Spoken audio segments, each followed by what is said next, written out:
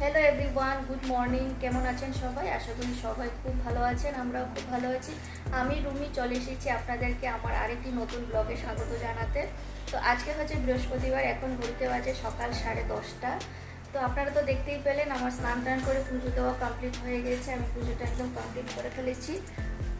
তো তারপরে মেয়েকে উঠালাম, ও 10টা অবধি ঘুমিয়েছে। জানেন, উঠেছিল সকাল 6টায়, তারপরে আবার ওকে ঘুম পাড়িয়ে দিয়েছি। কি আর করবো, যদি এত তাড়াতাড়ি ঘুম থেকে উঠে না তাহলে দুপুরে আবার ঘুমোতে চাইবে। দুপুরে তো ওকে ঘুম পাড়াই না, দুপুর বলতে ওই 11টা বা 11টা নাগাদ ও আবার ঘুমোতে যায়। তো তখন তো আর ঘুমের টাইম না, একবারে দুপুরে খাইয়ে তারপর ওকে ঘুম পাড়াই।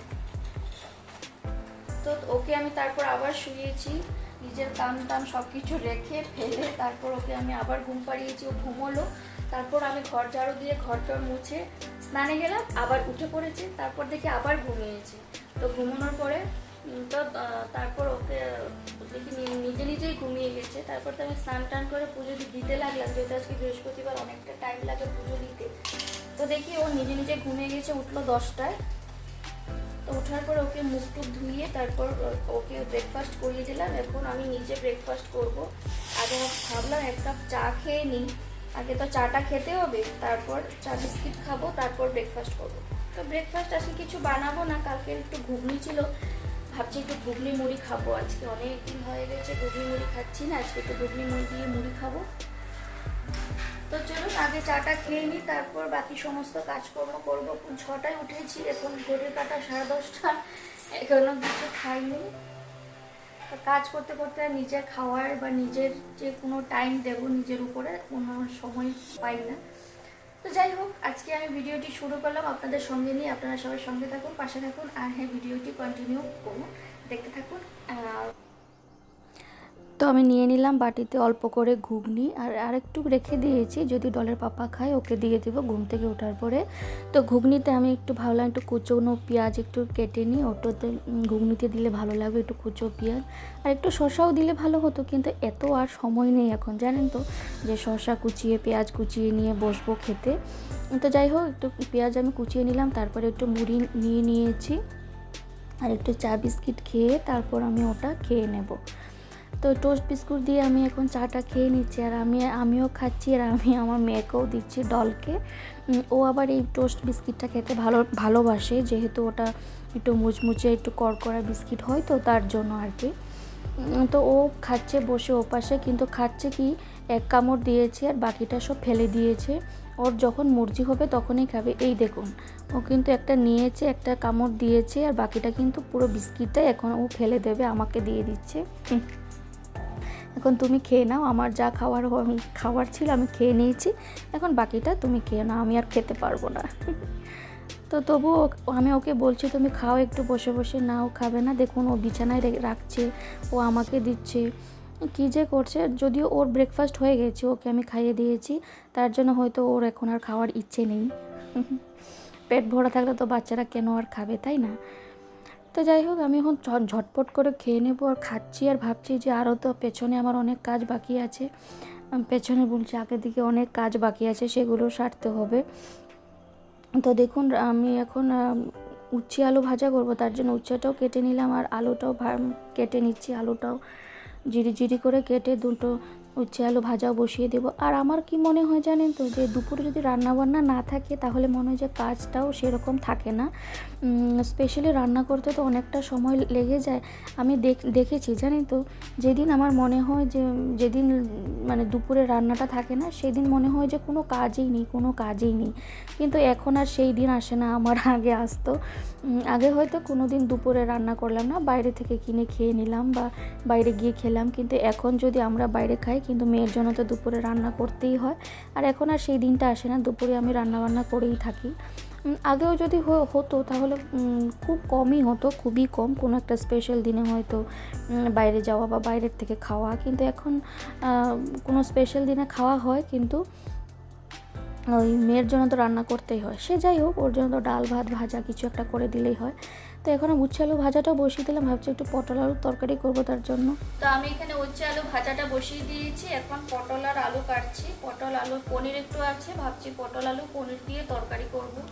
আর মাছ আছে জানেন তো, ছোট ছোট মাছ মনে হচ্ছে, ওগুলো কি মাছ আমি ঠিক বলতে পারছি না, কিন্তু আমার মনে হচ্ছে একটু মৌরলা মাছ হবে।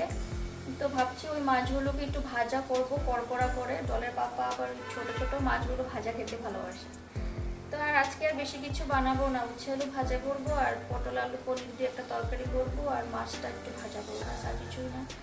মানে ডলের জন্য কিছু একটা করতে হবে, ওর জন্য আবার ও তো উচ্ছে ভাজা খাবে না, ওর জন্য আলাদা করে কিছু একটা ভাজা করবো। আর মাছ এক টুকটা ভেজে দেবো, খেয়ে নেবে। তো ওই আর কি রান্নাটা করতে থাকি, তারপর ডলকে স্নান করাবো, ওর স্নানেরও টাইম হয়ে গেছে। তো দেখুন আমার এখানে পটল আলু কাটা হয়ে গেছে, আর পটলের যে খোসাগুলো ওগুলো ভাবছি আমি ফেলবো না, ওগুলো আমি রেখে দেবো, ওই পটলের খোসা বাটা করব। আপনারা কে কে খান আমাকে বলবেন তো পটলের খোসা বাটা। আমি কোনোদিনও করিনি, ভাবছি এগুলোকে রাখবো, এগুলোকে বেটে খেয়ে দেখবো কেমন লাগে খেতে।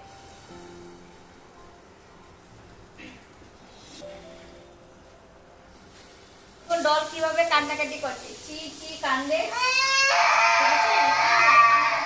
আমাকে রান্না করতে দিচ্ছে না।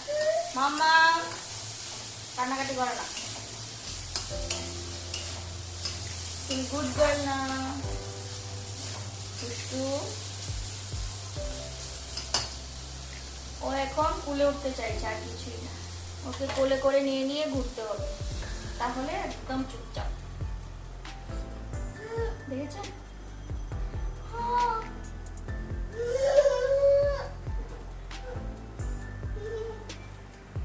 আমি এখন আসবো না মা, আমি এখন রান্না করছি।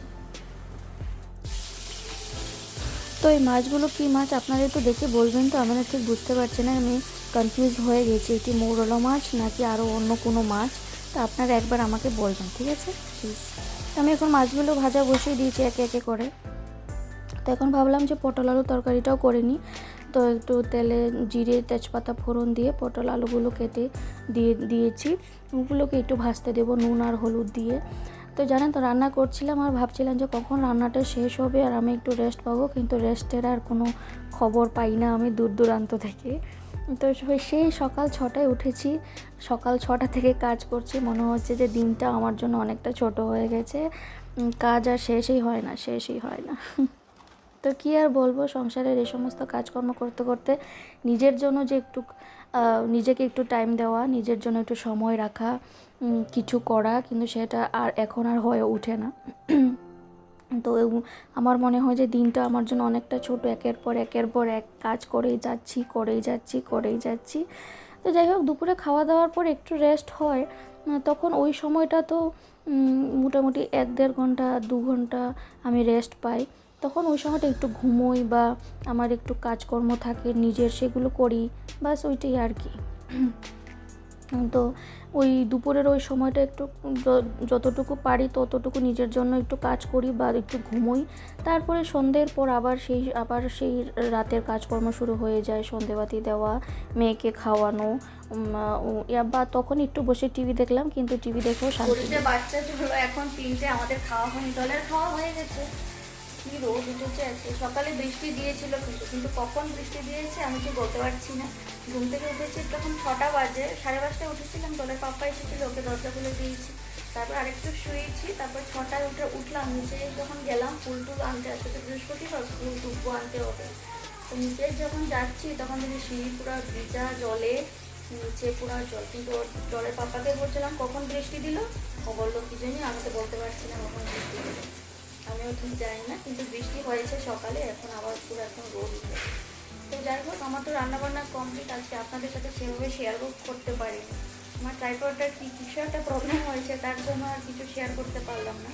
জলের খাওয়া হয়ে গেছে। তো চলুন আজকে কী কী রান্নাবান্না করলাম আজকে আপনাদেরকে একটু দেখিয়ে দিই। সেভাবে আজকে কিছু একটা রান্না করিনি, তবে চলুন আপনাদের সাথে একটু শেয়ার করি। এখানে কয়েকটা মাছ ভেজে রেখেছি আমি, এমনিতেই খাওয়ার জন্য, মাছ ভাজা খাবো কড়কড়া করে একদম। এগুলো কি মাছ আমি ঠিক বলতে পারছি না, আপনারা যদি জানেন একটু বলবেন প্লিজ। এই দুটো করে তেলাপিয়া আছে, এখানে আরও মাছ ভাজছি, যেহেতু এখন খাবো তো গরম গরম মাছ ভাজাটা থাকলে ভালো হয় খেতে, তার জন্য আগে আমি ভেজেছিলাম এই কয়টা, তারপরে মনে হলো যে না, গরম গরম ভেজে খাবো সেটাই ভালো হবে। মাছটা ঠান্ডা হয়ে গেলে না পুরো একদম শক্ত হয়ে যাবে, তখন আর ভালো লাগবে না। তো এটা হতে থাক, চলুন দেখিয়ে দিই। এখানে একটু পুদিনা পাতার বড়া করলাম, এটা আবার ডল খেতে খুব ভালোবাসে, পুদিনা পাতার বড়া। এখানে কি আছে? আচ্ছা, এটা হচ্ছে উচ্ছে আলু ভাজা, এটা সেই পটল আলু পনির দিয়ে তরকারি। বাস, আজকের আমাদের সিম্পল মেনু, আর কিছু বানাইনি। রোজ রোজ রান্না করতেও ইচ্ছে করে না। যাই হোক, এখানে আমার মাছ ভাজাটা হচ্ছে, এটা হতে থাক। চলুন, আপনাদের সাথে আবার পরে দেখা হবে। তো এখন সন্ধে হয়ে গেছে, আমি সন্ধেবাতিটাও দিয়ে দিয়েছি। তো পরে দেখা হবে বললাম, কিন্তু আপনাদের সামনে আমি আসতে পারিনি। সেই বললাম, এখন আর সময় হয়ে উঠছে না, কয়েকটা দিন একটু বিজি আছি। তো দেখুন, এখনও পুরো দিন মনে হচ্ছে না। তো যাই হোক, মেয়েকে তো সন্ধ্যের পর আমি খাইয়ে দিয়েছি, ওর খাওয়া হয়ে গেছে। তো ভাবলাম আমি এখন চাটাও খেয়ে নিই, রাত বেজে গেছে এখন 8টা। তো চাটা আমি বানাইনি, ডলের পাপা চা বানিয়ে খেয়ে অফিসে বসেছে। আজকে অফিস যায়নি, আজকে ঘর থেকেই অফিসের কাজ করছে। তো ওর যেহেতু 7:30টার শিফট, ও নিজেই চা বানিয়ে খেয়ে অফিসে বসে গেছে, আর আমার জন্য রেখে দিয়ে গেছে। তো আমি ওটাকে আবার একটু গরম করে নিচ্ছি, এখন চাটা খেয়ে নেব।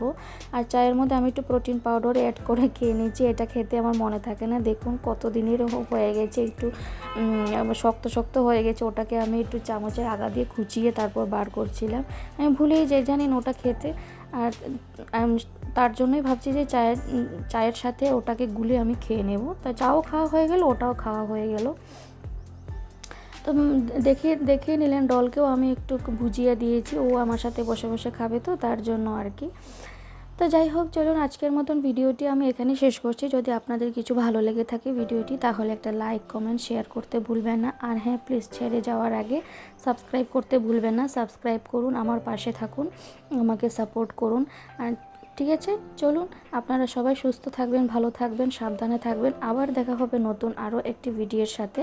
ঠিক আছে, চলুন, টাটা, বাই।